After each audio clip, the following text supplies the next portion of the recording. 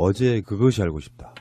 네. 거기서 나온 내용이기도 하고 그때 국정원 변호사 사망 관련 의혹이 여러 명의 변호사들과 유족분들이 기자회견을 했어요. 뭔가 이상하다. 자살이 아닌 것 같다. 이 이야기가 나오고 있거든요. 문제는 이제 뭐 거기에 여러 가지 의혹들이 있어요. 바다로 뛰어내렸는데 바다가 사람 키도 안 되는 얕은 곳에 뛰어내리는 건 말이 안 돼. 그거 이제 사망 전에 그 번개탄 전에 있었던 그거에 대한 얘기죠. 자살을 시도한 적이 있었다. 라고 이제 그거죠. 자살이다라고 결론 내렸는데 네. 그 논거로 얘기하는 것에 대해서 그거는 아니다 이렇게 네. 얘기하는 거죠. 그리고 휴대폰이 3대가 있었는데 세대가 그중에 2개가 사라졌고요. 가위로 자른 흔적이 있는 보자기가 나왔고요. 보자기를 왜 가위로 자르죠? 상식적이지 않고요. 번개탄을 마셨는데 몸부림친 흔적도 없다. 유서는 없고 필체가 다른 메모지가 있었고요. 몸속에서 지나치게 높은 칼륨 농도 이게 발견됐거든요. 왜 이런 말씀을 드리냐면은 우리는 음모론처럼 그런 얘기를 많이 했어요. 특히 그 RCS 사건 때 마티즈 임과장 그때는 네. 지금도 임과장 사건도 유족들이 이거 재조사해달라고 요구를 한 사건이거든요. 자살이 아닌 것 같다예요. 그냥 단도직입적으로 말하면. 실제로 정치인분들 어떻게 생각하실지 모르는데 자살로 얘기되지만 실제로는 그냥 우리가 톡해놓게 얘기하면 관여된 타살일 것이다. 그러니까 그런 일을 할 수 있는 집단이 지금 그 말씀이죠. 워낙에 조작이 능하니까요. 지금 국정원 전체라고 얘기하기보다는 이렇게 얘기하면 어떻겠어요? 간첩 조작 이런 게 있었잖아요. 실제로 최근에 우리가 알고 있는 많았죠. 많았잖아요. 유성. 그러니까 우리가 생각하기에 마치 첩보 영화 같은 이런 일들. 가령 이 사건에서 우리가 이제 우선 그 전에 한 가지 전제하고 싶은 것은 이런 의혹을 통해서 우리가 이걸 한편으로는 쫓아가면서 또 잊지 말아야 할 것은 그것의 근본이 된 왜 이런 일이 일어났지? 이게 사실은 댓글 사건 수사 방해라는 그렇죠. 예. 그 근본에 큰 거대한 것이 있는 거예요. 그러니까 댓글이라는 것을 한 거잖아요. 그리고 이것이 자살이냐 타살이냐를 떠나서 검찰이 압수수색하게 하는 걸 가짜 사무실을 만든 거잖아요. 예. 이건 거의 영화에서 우리가 볼 수 있는 것이기 때문에 이미 우리가 상상할 수 있으니까 이런 것을 했던 시기의 집단, 주도 세력, 관여된 사람들은 우리가 영화에서나 볼 수 있다고 했던 것들을 다 이미 할 정도로 정상적인 도덕 감각이나 공직적 윤리 감각 이런 것들은 이미 벗어나 있다고 봐야 되죠. 그걸로 대답을 대신할 수 있겠죠. 가능성은 있다. 그게 지금 뭐 이런 식이에요. 뭔가 의혹이 남아있는 사건들을 보면 저도 그런 얘기 하거든요. 기득권 오랫동안 가지고 있던 세력들이 자기들의 어떤 범죄성을 은폐하기 위해서 무엇을 못하겠느냐 이런 측면도 있고요. 사실은 사법부건 검찰이건 국정원이건 공범들도 지금도 남아있는 것이고요. 그리고 좀 또 확대시키자 그러면 이번에 그 세월호 유골은폐 사건도 사실은 그런 측면이 있거든요. 기득권 세력들이 남아서 지금 현직에 있기 때문에 자기들의 과거를 가리거나 은폐하려고 하는 시도들은 분명히 있는데 이것을 이 시기쯤에 뭔가 잘 넘겨야 되지 않을까 싶은 생각이 드는 거예요. 조금 다른 얘기지만 우리가 촛불이라는 방식으로 이번에 정권 교체를 안 했다면 또 못했다면 그게 어떤 상황이 발생했었을까를 얘기하면서 우리가 짚어보는 중에 정말 막판에 별의별 일을 다 했을 것이다. 우리가 그런 얘기를 하잖아요. 지금쯤 그럼요. 탄핵이 없었다면 어마어마할 시기죠. 지금. 정말 지금 우리가 이렇게 뭐 음모론처럼 얘기하는 이런 모든 것들이 집중돼서 어마어마한 공작과 그리고 더 했겠죠. 아이 끔찍해라. 끔찍한 우리 방송할 거리는 많았겠다. 우리가 여기서 떨면서 지금 그러니까요. 예. 옮겨다니면서 했어야 됐어요. 그냥 주지는 않았을 거예요. 절대로 그냥 주지 않았죠. 그 대통령이 바뀌고 정권 교체 됐는데도 뭔가 찜찜한 의혹들이 계속 나온단 말이에요. 그러니까 이것이 정말 정리될 때 정리되지 않으면 이게 참 어려운 거예요. 제가 이번에 우리 달력 그거 할 때 우리 쓰는 거 있잖아요. 그때 제가 뭐라고 썼냐면 이게 혁명이라는 게 광장에서가 아니라 혁명에 승리한 그 다음날부터 일상에서 되는 것이다. 제가 뭐 그런 취지의 글을 이렇게 하나를 썼는데 그러니까 제가 그걸 왜 생각이 들었냐면 실제로 경험을 해보면 소위 정권 교체, 어떤 중앙 권력의 변화 이런 것으로 끝나는 것이 아니라 이게 워낙 오랫동안 쌓여진 적폐 아닙니까? 적폐라는 표현 외에 다른 게 없을까 제가 그래서 고민을 하지만 워낙 곳곳에 이렇게 뿌리 박혀 있어서 사실 자기 부분에 그 햇볕이 비춰지지 않으면 그냥 넘어가려고 그러는 것이 얼마나 많겠어요. 그렇기 때문에 이런 것들을 지금 정리 안 하면 곳곳에 숨겨져 있는 일이 굉장히 많이 있다고 봐야 되겠죠. 그런데 대세는 거스릴 수 없잖아요. 사실 알고 보면. 그럼요. 추정을 해보면 이 국정원 변호사도 이 사람이 죽음으로써 이 수사가 무리한 수사였다는 거를 수사의 범위를 좁힌다거나 할 수 있는 그 흐름 속에 있기 때문에 지금 더 의심을 하는 부분이고요. 근데 이분이 돌아가신 정 변호사가 국정원에 지금 본격적으로 들어가서 활동을 한 게 2015년 아닙니까? 댓글 그 수사 방해 TF에 들어가서 활동한 것이 한 2년 정도 되는데 어찌 보면 완전히 무슨 어떤 핵심적으로 전략을 기획하고 하는 그런 역할을 하기에는 그렇죠. 어려웠을 거예요. 근데 본인의 이야기를 다른 분들에게 얘기했던 것들을 지금 이렇게 나오는 것들 종합해보면 근데 자기에게로 다 이렇게 짜 맞춰지고 있다. 그것이 괴롭다. 한편으로는 괴로웠을 것이고 또 한편으로는 자기가 알고 있는 하여간 관여했던 전체 진실에 대한 그것을 뭐 어떤 공개하려는 의도에서든 아니면 그것이 다시 왜곡되어지는 모습을 보고 있는 것이든 또는 그것에 저항하는 과정에서의 일종의 압력을 느껴서이든 그것에 어쨌든 고통으로 내몰리고 있었다라는 것은 분명한 것이죠. 이것이 자살이냐 아니면 정말 이걸 파고 들어갔을 때 다른 것이냐라고 되든지 간에 정 변호사의 경우에 그 들어갔던 시기라든가 활동을 했었을 위치 이런 것을 예상해 보면 사실은 그것에 대한 책임을 느껴서 그 검찰 수사 한 번을 가지고 자살에 본인이 결심을 했다. 그런 이유가 충분했다라고 보기는 아무리 생각해도 좀 어렵죠. 이분이 피의자도 아니고요. 참고인이었어요. 그러니까. 참.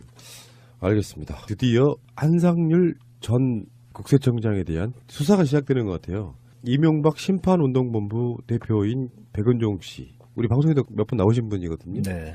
고발한 태광실업 표적 세무조사에 대한 고발 사건을 검찰이 수사에 착수했다. 근데 그 한상률 국세청장이 사실은 노무현 대통령 돌아가시게끔 만든 거의 직접적인 그런 사람이라고 보면 그게 왜 노무현 대통령 수사와 죽음으로까지 이어졌느냐의 직접적인 원인을 제공한 사람이 물론 이명박이지만 검찰도 있고 다 있지만 원천적으로 그 시작은 한상률이거든요. 근데 최근에 나온 보도를 보니까 노무현 대통령뿐만 아니라 김대중 대통령의 비자금을 키려고 꼼수까지 썼던, 제가 이 사건 먼저 처음에 이야기가 나왔을 때 우리가 드렸던 말씀이기도 한데, 한상률 씨는 사실상 노무현 정부 때 승승장구해서 출세를 했던 사람인데 자기의 그 출세를 위해서 여러 가지로 정치인들의 관련된 자료들을 모아왔던 사람이라고 해요. 정치 쪽하고 딜하는 정도로 썼다는. 수사가 시작되면 다른 방식으로 이명박 씨를 압박하거나 수사할 수 있는 좋은 재료가 될 수도 있겠죠.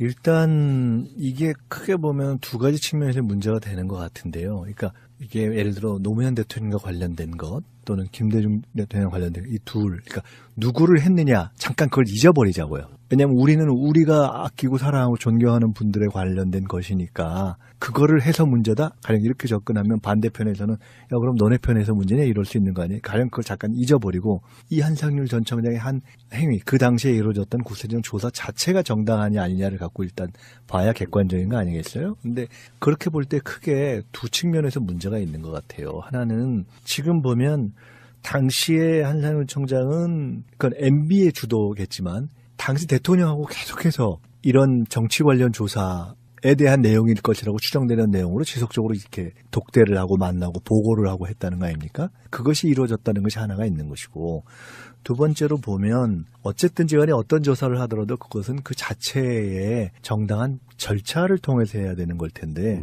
지금 이게 태광건도 그렇고 DJ 관련 건도 그렇고 국세청 내부의 일반적인 어떤 운영의 방식에서 크게 벗어난 거예요. 태광 건은 부산에 있죠, 태광이. 네. 그거를 부산청에서 안 하고 서울지방청 조사 4국에서 한 거죠. 근데 물론 그것도 할 수는 있어요. 어떤 지방에서 조사를 하는 사안이 생겼을 때 그게 그 지역에 있는 공무원들하고 이게 뭔가 유착이 된 것 같다라고 생각이 됐을 때 그것을 요구하고 승인을 받아서 다른 지역에 하도록 명을 내리는 경우가 있습니다. 그걸 교차조사라고 한다고 하는데, 그러나 그 경우라고 하면 그 경우에도 그런 것을 판단하고 승인하는 데 걸리는 통상의 시간과 절차가 있거든요. 근데 지금 이것은 그 시간을 다 뛰어넘어서 아주 신속하게 그냥 처리해버렸다는 거 아닙니까? 그리고 조사가 끝나기도 전에 고발했고. 그러니까 이 자체에서 정치적인 의도성이 딱 드러나 있는 거죠. 그러니까 그런가 하면 DJ 것도 마찬가지인데 그때 그 본청의 국제조사국인가? 국제조사과죠. 그 직원을 같이 데려갔다고 하는데 이게 문제가 되니까 아유 본청에서는 개별 기업 안 한다 이렇게 얘기했지만 실제로는 개별 사건을 조사하기 위해서 지금 데려갔다는 것이 드러나는 것이기 때문에 두 경우에 다 사실은 국세청 자체에서의 일반적인 조사 관행 내지는 규정과 벗어난 것이기 때문에 이건 명백하게 딱 찍어서 한 그러니까 소위 얘기하는 표적 조사의 경우에 해당하는 거죠.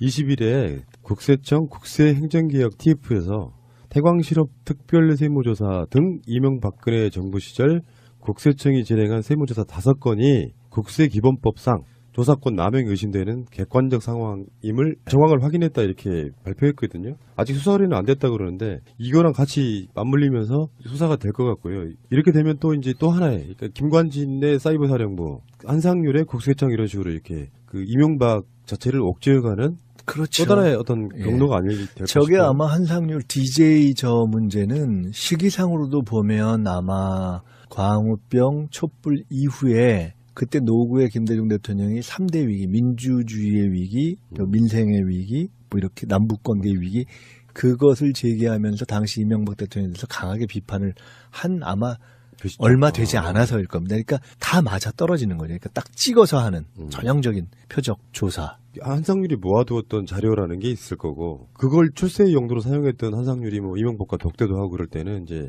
만약 한상률 입에서 이렇게 이명박 당시 대통령의 지시가 있었다 이런 식의 이야기가 나온다면 어떻게 될까요? 그건 뭐 우리가 다 기대하는 방향으로 가겠죠. 그러니까, 근데 일단 저건 증거가 있고 말고를 떠나서 오히려 지금 뭐 태광도 그렇고 DJ 조사 관련한 것도 그렇고 증거가 있고 없고가 중요한 것이 아니라 하여간 뭔가를 막 자기가 움직이고 다니고 있다 하는 노력을 보고하고 거기서 뭔가 이렇게 없으면 없는 대로 뭔가 이렇게 만들어서 카더라 통신을 이렇게 유포할 수 있는 근거라도 만들어내는 그러한 노력으로 자기의 공을 세우려고 했던 측면이 상당히 크다고 봅니다. 출세라는 게 뭘까요, 원장님?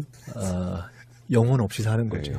좋은 출세를 하면 좋죠. 근데 제가 그 얘기를 드린 것은 가끔 그런 경우가 있어요. 지금 아까 한상률 경우 말씀하셨지만 과거에 DJ 정부 또는 노무현 정부에서 잘 올라갔는데 그 뒤에 보니까 그리고 그때 회사들 저 사람들이 어떤 방향으로 열심히 하고 있네라고 좋게 평가할 수 있었던 분들이 정권이 바뀐 이후에 아무리 공무원은 그때그때의 어떤 정부의 방향에 충실한 것이라 하더라도 너무 황당하게 변하는 경우가 있어요. 그걸 보면은 가끔 우리가 농담처럼 공무원을 보면서 참 영혼 없는 뭐 이런 얘기를 할 때가 있지만 그것은 그냥 농반진반으로 하는 것이고 정말 그렇게 전혀 다른 표변한 모습을 보이는 분들을 보면 굉장히 좀 서글플 때가 있어요. 그러니까요. 그러니까 최소한의 절도, 인간적 품격 이런 것은 필요한데 이런 경우는 그야말로 그냥 영혼 없이 달려가는 거죠. 그게 이제 자기 출세만 하면 되는데 남한테 결정적인 피해를 주거나 뭐 어떤 경우에는 죽음에 이르기까지 하면서도 승승장구해서 달려가는 모습 보면 사람으로 안 보일 때가 있어요. 짐승 이하도 이상도 아닌 사람들이 실제로 정권을 잡았었구나라고 느끼는 경우가 꽤 많았었거든요. 특히 한상률 씨는 사실 우리들 입장에서 보면 절대 용서할 수 없는 그런 인물 중에 하나거든요. 네. 지금 그 말씀하니까 전혀 연관은 안 되는 건데 TV에 보니까 저 그 영화는 못 봤는데 대장 김창수 그게 거기서 잠깐 나오는 장면을 보니까 주인공이 나는 사람을 살인하지 않았다. 나는 짐승을 때려잡았다. 뭐 이런 얘기가 나오더라고요. 명성황후를 시해한 외놈을 척살한 맨손으로 척살한 그것을 놓고 얘기하는 경우인데 사람답게 못 사는 경우지요. 김창수에게 사형을 선고한다. 나는 그날 짐승 한 마리를 죽였을 뿐이다. 공익적 마인드를 가지고 내가 국민들을 위해서 뭘 해보겠다는 사람들이 공무원하고 정치인 해야 된다고 생각하거든요. 아직까지 역사 속에 어떤 권력을 쥐기 위해서 그 권력을 갖고 자기 이득을 챙기기 위해서 출세하기 위해서 이렇게 살아온 세력들이 전 저쪽에 훨씬 더 많다고 봐요. 근데 그런 사람들이 정치하는 거 보면은 다 국민들 기만하고 속이면서 마치 자기들이 국민을 굉장히 이비하는 것처럼 그런 식으로 하지만 알고 보면 온갖 자기 이득을 취하는 거 다스는 누구 겁니까? 라는 질문이 그 모든 게 다 포함되어 있는 것 같아요. 근데 지금 김관진 석방됐고 임관빈도 석방됐고 이런 과정에서 그런 범죄성들에 대한 수사가 지체되겠죠? 앞으로 조금 더?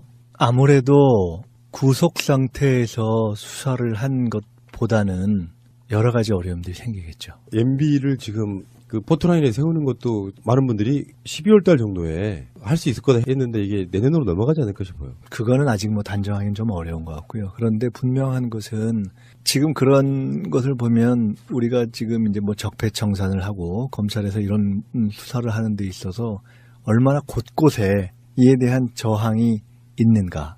이건 뭐 검찰뿐만 아니라 법원도 그렇고 라는 것을 우리가 한편으로 볼 수 있는 거고요. 지금 검찰에서 통상 이제 구속 수사를 하는 경우에는 이들이 나와서 다른 방식으로 사람들과 뭐 예를 들어 말을 맞춘다라든가 있을 수 있는 증거에 대해서 그것이 드러나지 않도록 시도를 한다든가 이런 것들을 사실은 저지하는 효과가 있는 거 아니겠어요? 근데 그것에 대한 진전이 아무래도 조금 어려움을 겪게 되겠죠. 또 쉽게 되는 것도 아닐 문제이고요. 그냥 일사천리로 갈 수 있는 문제도 아니라서 사실 예상이 되는 문제 중에 하나거든요. 거기서 이제 제가 봤을 때는 더불어민주당이 조금 더 잘해야 되는 생각이 들어요. 그걸 끌어가는 동력이 행정부에만 있는 건 아니니까. 알겠습니다. 오늘은요, 방송을 짧게 마칠 수밖에 없는 게 이분들이 또 김현 의원이 지금 역에서 기다리시고 우리 저는 달려가야 됩니다. 원장님 빨리 달려가야 돼서 죄송하다는 말씀드리고요. 다음 주에 더 알차게 찾아뵙겠습니다. 고맙습니다. 감사합니다. 어제 그것이 알고 싶다.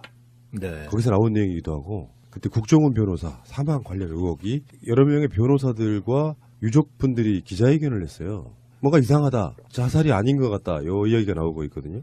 문제는 이제 뭐 거기에 여러 가지 의혹들이 있어요. 바다로 뛰어내렸는데 바다가 사람 기도 안 되는 얕은 곳에 뛰어내리는 건 말이 안 돼. 그거 이제 사망 전에 그 한번 번개탄 전에 있었던 그거에 대한 얘기죠. 자살을 시도한 적이 있었다. 라고 이제 그거죠. 자살이다라고 결론 내렸는데 네. 그 논거로 얘기하는 것에 대해서 그거는 아니다 이렇게 네. 얘기하는 거죠. 그리고 휴대폰이 3대가 있었는데 세대가 그 중에 2개가 사라졌고요. 가위로 자른 흔적이 있는 보자기가 나왔고요. 보자기를 왜 가위로 자르죠? 상식적이지 않고요. 번개탄을 마셨는데 몸부림친 흔적도 없다. 유서는 없고 필체가 다른 메모지가 있었고요. 몸속에서 지나치게 높은 칼륨 농도 이게 발견됐거든요. 왜 이런 말씀을 드리냐면은 우리는 음모론처럼 그런 얘기를 많이 했어요. 특히 그 RCS 사건 때 마티즈 임 과장 그때는 네. 지금도 임 과장 사건도 유족들이 이거 재조사해달라고 요구를 한 사건이거든요. 자살이 아닌 것 같다예요. 그냥 단도직입적으로 말하면. 실제로 정치인분들 어떻게 생각하실지 모르는데 자살로 얘기되지만 실제로는 그냥 우리가 톡해놓게 얘기하면 관여된 타살일 것이다. 그러니까 그런 일을 할 수 있는 집단이 지금 그 말씀이죠. 워낙에 조작이 능하니까요. 지금 국정원 전체라고 얘기하기보다는 이렇게 얘기하면 어떻겠어요? 간첩 조작 이런 게 있었잖아요. 실제로 최근에 우리가 알고 있는 많았죠. 많았잖아요. 유성. 그러니까 우리가 생각하기에 마치 첩보 영화 같은 이런 일들. 가령 이 사건에서 우리가 이제 우선 그 전에 한 가지 전제하고 싶은 것은 이런 의혹을 통해서 우리가 이걸 한편으로는 쫓아가면서 또 잊지 말아야 할 것은 그것의 근본이 된 왜 이런 일이 일어났지? 이게 사실은 댓글 사건 수사 방해라는 그렇죠. 예. 그 근본에 큰 거대한 것이 있는 거예요. 그러니까 댓글이라는 것을 한 거잖아요.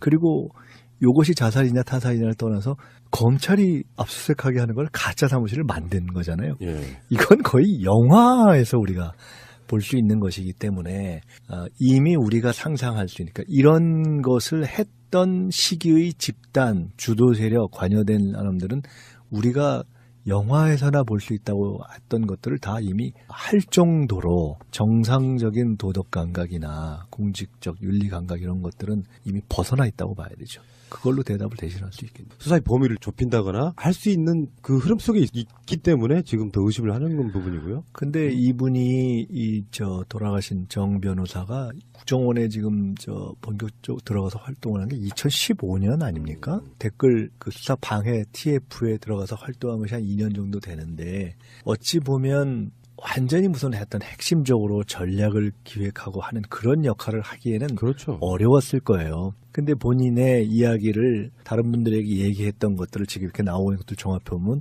근데 자기에게로 다 이렇게 짜 맞춰지고 있다. 그것이 괴롭다. 한편으로는 괴로웠을 것이고 또 한편으로는 자기가 알고 있는 하여간 관여했던 전체 진실에 대한 그것을 뭐 어떤 공개하려는 의도에서든 아니면 그것이 다시 왜곡되어지는 모습을 보고 있는 것이든 또는 그것에 저항하는 과정에서의 일종의 압력을 느껴서이든 그것에 어쨌든 고통으로 내몰리고 있었다라는 것은 분명한 것이죠. 이것이 자살이냐 아니면 정말 이걸 파고 들어갔을 때 다른 것이냐라고 되든지 간에 정 변호사의 경우에 그 들어갔던 시기라든가 활동을 했었을 위치 이런 것을 예상해서 했어야 됐어요. 그냥 주지는 않았을 거예요. 네, 절대로 정권은. 그냥 주지 않았죠. 그 대통령이 바뀌고 정권 교체 됐는데도 뭔가 찜찜한 의혹들이 계속 나온단 말이에요. 그러니까 이것이 정말 정리될 때 정리되지 않으면 이게 참 어려운 거예요. 제가 이번에 우리 달력 예. 그거 할 때 우리 쓰는 거 있잖아요. 그때 제가 뭐라고 썼냐면 이게 혁명이라는 게 광장에서가 아니라 혁명에 승리한 그 다음날부터 일상에서 되는 것이다. 제가 뭐 그런 취지의 글을 이렇게 하나를 썼는데 그러니까 제가 그걸 왜 생각이 들었냐면 실제로 경험을 해보면 저희 정권 교체, 어떤 권력의 중앙 권력의 변화 이런 것으로 끝나는 것이 아니라 이게 워낙 오랫동안 쌓여진 적폐 아닙니까? 적폐라는 표현 외에 다른 게 없을까 제가 그래서 고민을 하지만 워낙 곳곳에 이렇게 뿌리 박혀 있어서 사실 자기 부분에 그 햇볕이 비춰지지 않으면 그냥 넘어가려고 그러는 것이 얼마나 많겠어요. 그렇기 때문에 이런 것들을 지금 정리 안 하면 곳곳에 숨겨져 있는 일이 굉장히 많이 있다고 봐야 되겠죠. 그런데 대세는 거스릴 수 없잖아요. 사실 알고 보면. 그럼요. 추정을 해보면 이 국정원 변호사도 이 사람이 죽음으로써 이 수사가 무리한 수사였다는 거를 가능성은 있다. 그게 지금 뭐 이런 식이에요. 뭔가 의혹이 남아있는 사건들을 보면 저도 그런 얘기 하거든요. 기득권 오랫동안 가지고 있던 세력들이 자기들의 어떤 범죄성을 은폐하기 위해서 무엇을 못하겠느냐 이런 측면도 있고요. 사실은 사법부건 검찰이건 국정원이건 공범들도 지금도 남아있는 것이고요. 그리고 좀 또 확대시키자 그러면 이번에 그 세월호 유골은폐 사건도 사실은 그런 측면이 있거든요. 기득권 세력들이 남아서 지금 현직에 있기 때문에 자기들의 과거를 가리거나 은폐하려고 하는 시도들은 분명히 있는데 이것을 이 시기쯤에 뭔가 잘 넘겨야 되지 않을까 싶은 생각이 드는 거예요. 조금 다른 얘기지만 우리가 촛불이라는 방식으로 이번에 정권 교체를 안 했다면 또 못했다면 그게 어떤 상황이 발생했었을까를 얘기하면서 우리가 짚어보는 중에 정말 막판에 별의별 일을 다 했을 것이다. 우리가 그런 얘기를 하잖아요. 지금쯤 그럼요. 탄핵이 없었다면 어마어마할 시기죠. 지금. 정말 지금 우리가 이렇게 뭐 음모론처럼 얘기하는 이런 모든 것들이 집중돼서 어마어마한 공작과 그리고 더 했겠죠. 아이 끔찍해라. 끔찍하다. 우리 방송할 거리는 많았겠다. 우리가 여기서 떨면서 지금 그러니까요. 예. 옮겨다니면서